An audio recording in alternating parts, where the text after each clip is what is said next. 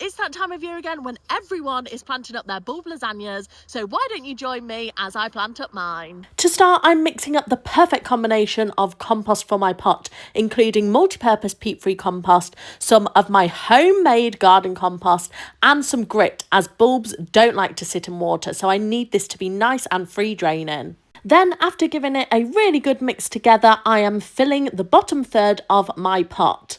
Now it's time to get planting the bulbs, and I have gone for a lemon yellow and white combination, starting off with these glorious tulips. Now, when you plant any bulb, you'll want to make sure that you plant it with the pointy end facing up. And the whole concept of a bulb lasagna is that you plant layers of bulbs in order to have months of flowers blooming in one pot. And you always start by planting the first layer as your latest flowering bulb. So in this case, it's the tulip. I've put about 8 tulip bulbs in this pot, as I always think the more bulbs, the better. And then I've covered them over with soil till I can't see them anymore before it's time to add my daffodils. Now, this is a variety called Minnow. I grow it every year and it's one of my absolute favourites. And again, I'm just adding them equally spaced in a layer throughout the pot before covering them over with more of my compost mix.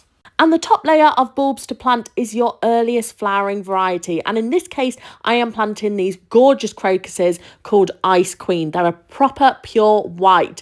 And I'm adding quite a lot of these as they are tiny bulbs. And in early February time, it is going to be a joy to see lots of them pop up from this pot.